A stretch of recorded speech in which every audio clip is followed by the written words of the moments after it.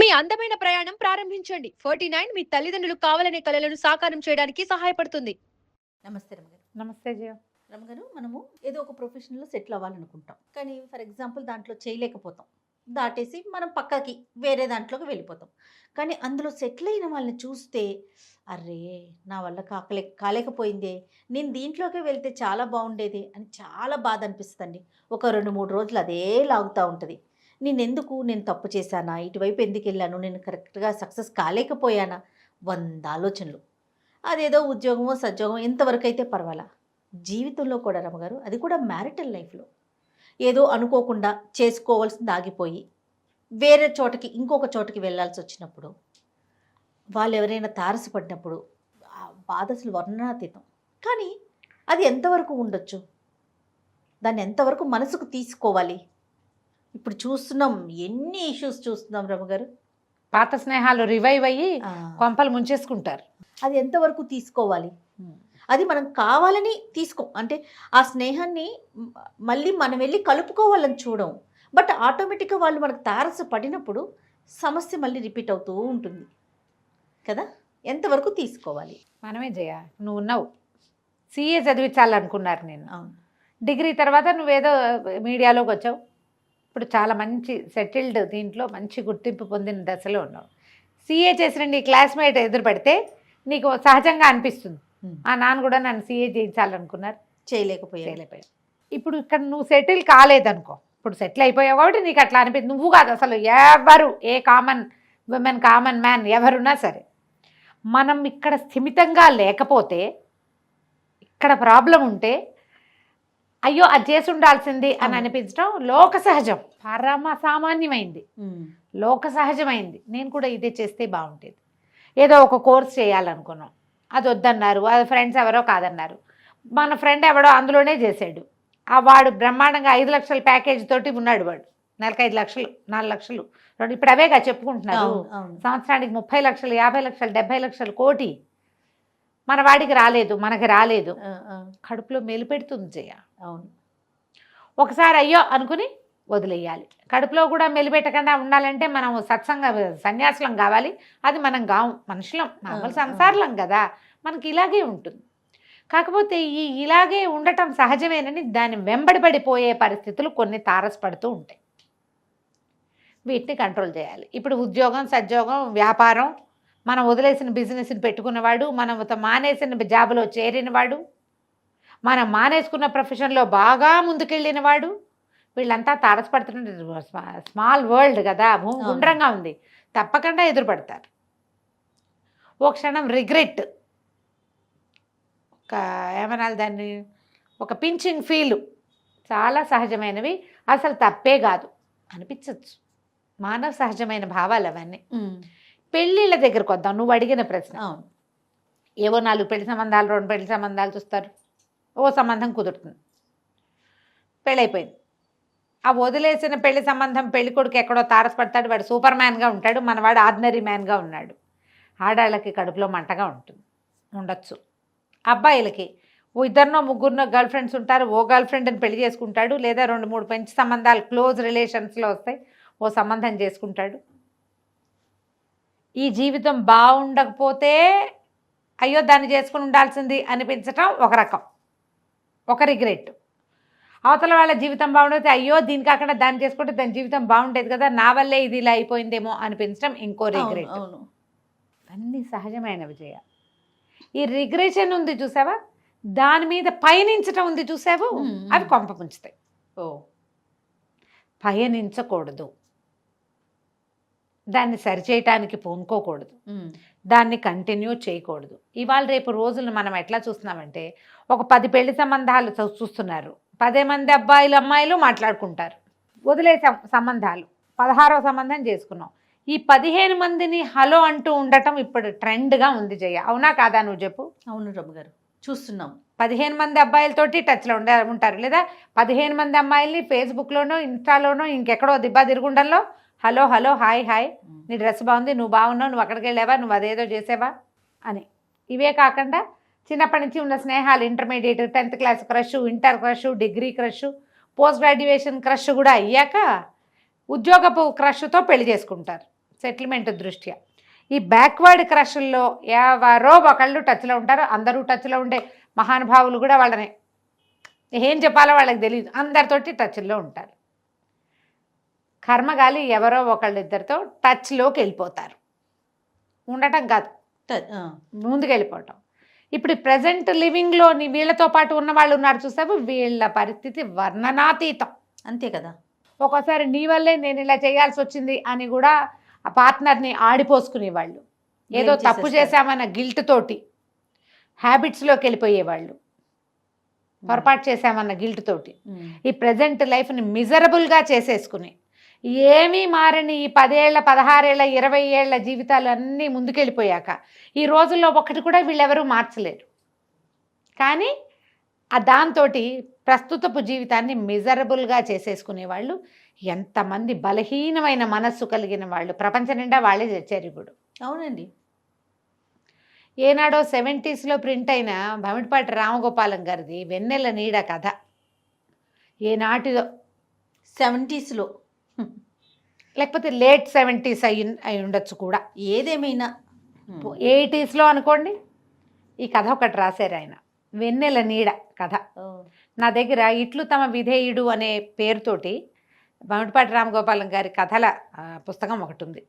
నేను ఎప్పుడో కొన్నాను, తోచకపోతే అందులోంచి నాకు 2-3 కథలు చాలా ఇష్టం. చదువుకుంటూ ఉంటాను. వంట వచ్చిన మగాడు చాలా ఇష్టం నాకు. ఆ ఒకే కథని నేను ఎన్నిసార్లు చదువుకుంటానో జయ. అవునా? అంత బాగుంటుందండి. బాగుంటుంది, నాకు ఇష్టం. రామగోపాలం గారు ఒకసారి మాకు కూడా వంట వచ్చిన మగాడు తర్వాత చెప్తా. ఇప్పుడు ఈ వెన్నెల నీడ చెప్దాం. ఓకే అండి. యాక్చువల్గా వారి పర్మిషన్ తీసుకోవాలి ఈ కథలు చెప్పడానికి. నేను కథలో సారాంశం మాత్రమే చెప్పబోతున్నాను. ఇలాంటి ఒక భావము మనుషుల మధ్య పొడచూపుతుంది. మనుషుల లోపల భావాలని పైకి చూపించగలిగే ప్రత్యేకమైన కథ కాబట్టి ఇది చెప్పాలనుకున్నా. ఓకే. ఈ పాయింట్ల మీద నేను చాలా కేసులు చూస్తున్నాం ఇట్లా. అదేలేండి. అందుకని ఇది సహజమే, ఇది అసహజం కాదు, తప్పు కాదు. దాని వెనకబడి వెళ్ళడం తప్పు. మనం పోగొట్టుకున్నది, వదిలేసింది మర్చిపోకపోయినా పర్వాలా, గుర్తున్నా ఏం కాదు. కానీ గుర్తొచ్చిన దాని వెనకాల నడవటం ఉంది చూడు, అది తప్పు. అది చేయకూడదు. చాలా బాగా రాస్తారు. ఎవరికైనా దొరికితే ఎక్కడ దాన్ని దొరకబట్టుకోగలరో టక్కిని నేను చెప్పలేకపోతున్నా. ఇట్లు తమ విధేయుడు రేపు బుక్ ఫెయిర్ వస్తుంది. భమిడిపాటి రామగోపాలం గారి కథలన్నీ మహా బాగుంటాయి. బుక్ ఫెయిర్లో డెఫినెట్గా దొరుకుతుంది. ఎవరు ప్రింట్ చేశారో గుర్తులేదు, పబ్లిషర్ గుర్తులేరు. ఇట్లు తమ విధేయుడు భమిడిపాటి రామగోపాలం గారి కథలు. రమగారు ఎవరు పబ్లిషర్స్ అయితే వాళ్ళ దగ్గర దొరుకుతుందా? అలా ఏముండదు. బుక్ ఫెయిర్లో చాలా చోట్ల పెడతారు. వాళ్ళ షాప్ పెడితే వాళ్ళ దాంట్లోనే ఉంటుంది. ఎవరి దగ్గర మూవ్ అయ్యి అక్కడ కూడా ఉంటుంది. ఖచ్చితంగా దొరుకుతుంది. ఈ పేరుతోటి దొరికించుకోండి. బుక్ లవర్స్ దగ్గర ఉండవలసిన పుస్తకం. చాలా బాగుంటుంది, చక్కటి శైలి. మధురాంతకం రాజారాం గారి కథలు బాగుంటాయి. ఇట్లా తర్వాత భమిడిపాటి రామగోపాలం గారి కథలు కూడా బాగుంటాయి. ఈ కథలు ఎలా చెప్తారంటే, ఒక భార్య భర్త 2 చంటి పిల్లలతోటి ట్రైన్లో వస్తూ ఉంటారు. ఆయన పేరు వెంకటేశ్వర్లు, అమ్మాయి పేరు శ్యామల. ఆవిడ 20 దాటిన 30 లోపల అమ్మాయి. 30 టచ్చో కాస్త అటు ఇటు ముందుకెళ్ళిందో అతని వయసు. అయితే వీళ్ళు ట్రైన్ ఎక్కి వస్తుంటే ఒక ఆయన చాలా అందమైన ఒక ఆయన తారసపడతాడు. శ్యామల వాళ్ళ చెల్లెలు పెళ్ళికి వెళ్ళొస్తున్నారు. వాళ్ళు 10 రోజులు సెలవు పెట్టారు. పెళ్ళిలో హడావిడంతా అయ్యాక వస్తున్నారు. తారసపడితే ఆయన ఎక్కడో చూశాను అనిపిస్తుంది ఈ అమ్మాయికి. ఎక్కడ చూసాం అనుకుంటుంది. మిమ్మల్ని ఎక్కడో చూశానంటే అప్పుడు అతను చెప్తాడు, నేను మిమ్మల్ని పెళ్లి చూపుల్లో చూడడానికి వచ్చాను అని. తీరా ఆయన డెప్యూటీ కలెక్టరు. ఈ భర్త మంచి ఆస్పర్లే వీళ్ళు. ఇతను కలెక్టర్ ఆఫీస్లో గుమస్తా.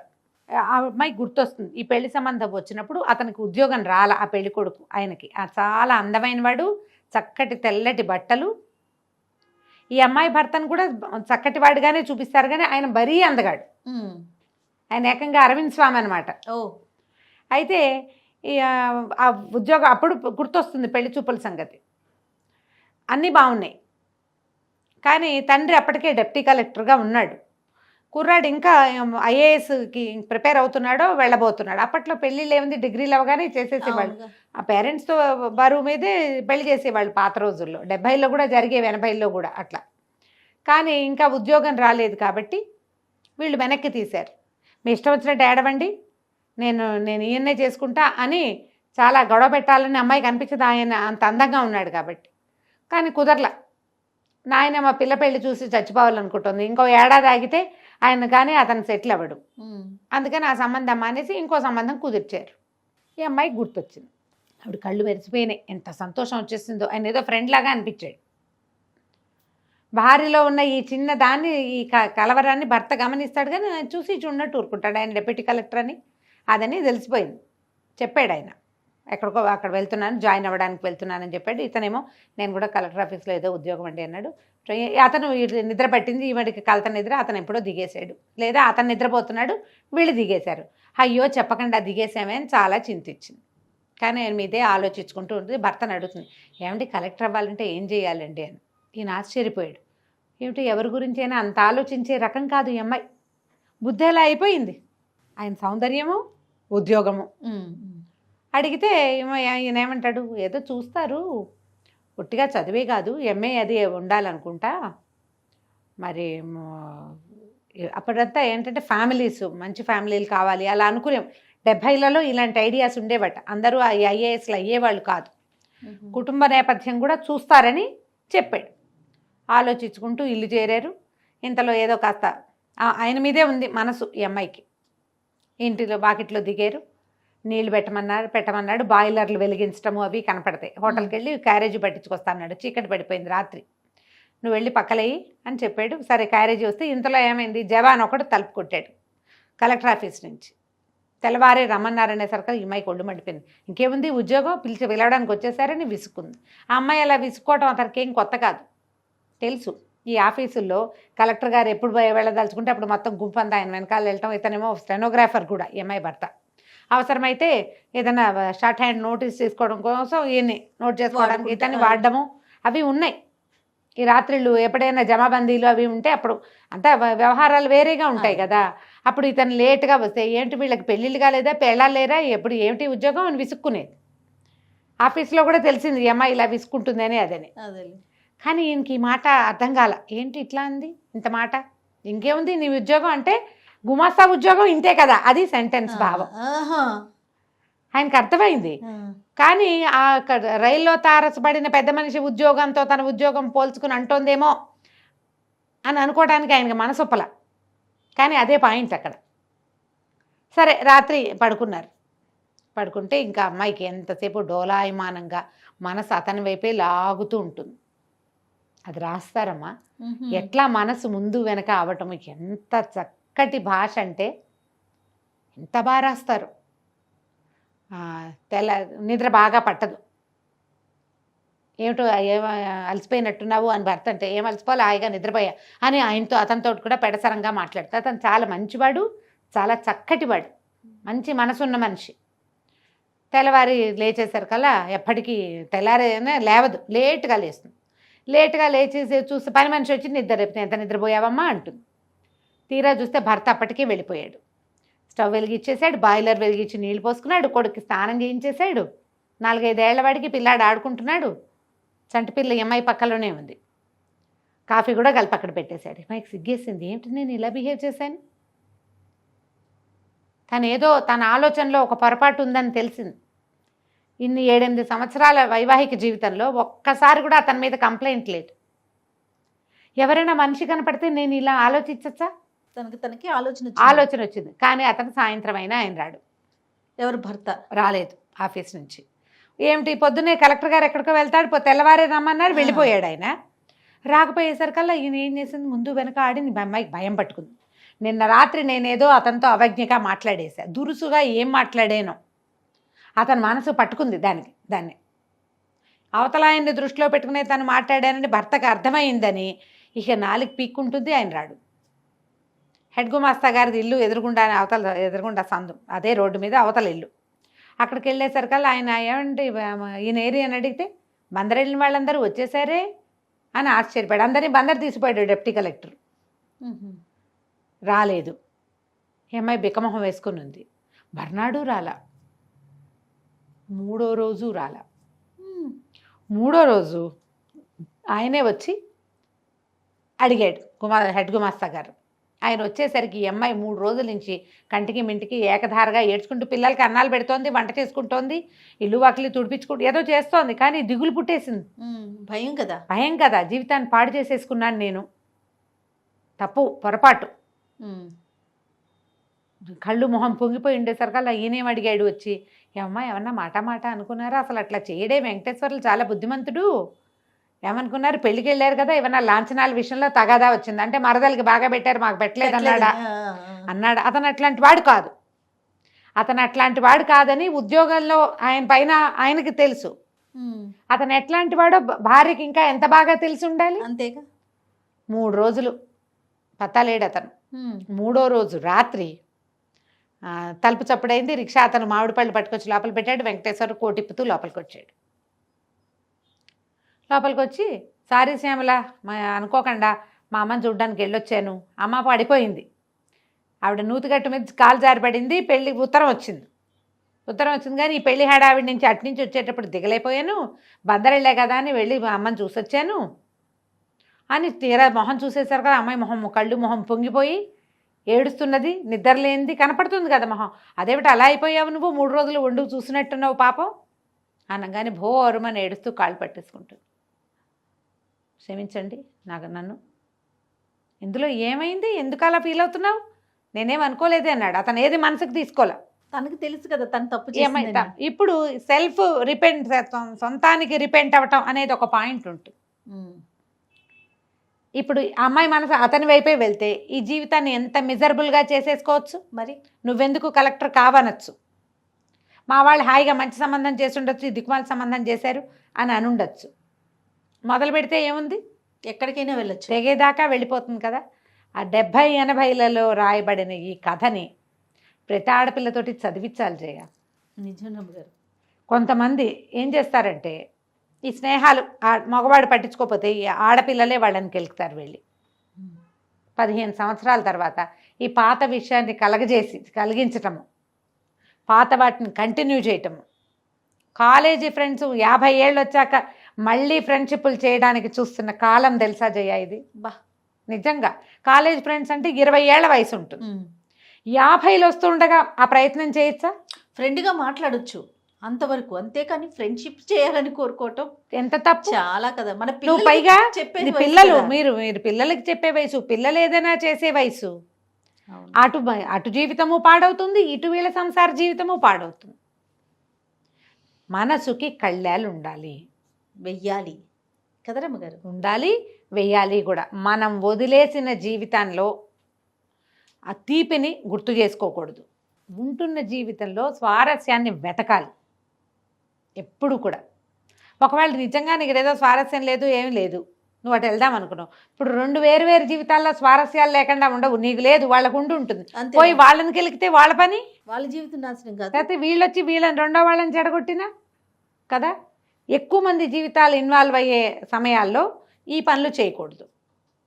ఈ కథని వీలైతే చదవండి తప్పకుండా. నేను చాలా బ్రీఫ్గా చెప్పా. మొదటి వాక్యం నుంచి చివరి వాక్యం వరకు ఒక సెంటెన్స్ కూడా వదిలిపెట్టకుండా చదివించేలాంటి శైలి ఉంది ఆయనది. ఎక్సలెంట్గా ఉంటుంది. నేను ఇది చదివి 30 ఏళ్ళ పైన ఉంటుంది జయ. అప్పుడప్పుడు పుస్తకం అప్పుడు చదివింది తిప్పుతూనే ఉంటాను నేను దొరికినప్పుడల్లా. అవకాశం ఉన్న వాళ్ళు ఇట్లు తమ విధేయుడు కొనుక్కోండి ఈ సంవత్సరం. ఖచ్చితంగా ఎవరెవరి దగ్గర ఉందో వాళ్ళంతా చదువుతూనే ఉంటుంటారు. చాలా బాగుంది. చూడండి, ఈ జనరేషన్కి కనెక్ట్ అవుతుంది మనకి కదండి. అవును, ఇది వరకు రేర్గా జరిగేవి ఇప్పుడు ఫ్రీక్వెంట్గా జరుగుతున్నాయి. ఈ Facebook groups, school groups, college groups, family గ్రూప్స్లో పాత స్నేహాలు రివైవ్ అయ్యి మళ్ళీ మొదట నీకు ఎప్పుడు చిన్నప్పుడు చేసిన వ్యవహారాలు 50 ఏళ్ళు వచ్చాక చేయగలిగేది ఏమి ఉండదు. అక్కర్లేని మాటలు మాట్లాడుకుంటూ ఉంటవే, అంతే కదా. ఎందుకు వచ్చిన వృధా ప్రయాస?